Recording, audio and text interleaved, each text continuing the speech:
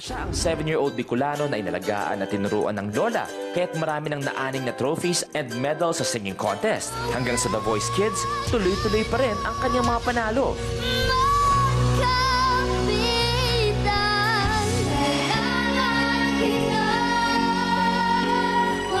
Ngayong sing-offs, anong bala pa kaya ang baon ng malaanghel na young artist? Hello, ang angel ko. Anong pinili mong kanta?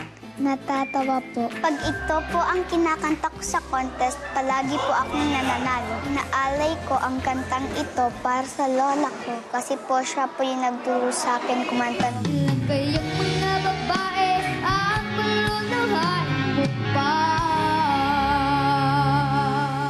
Hi, Ian! Anong kakantahin mo ngayon? Natatawa ako. Ano natatawa ka? O, good luck, Ian. Ibubuhatin kita. Tama!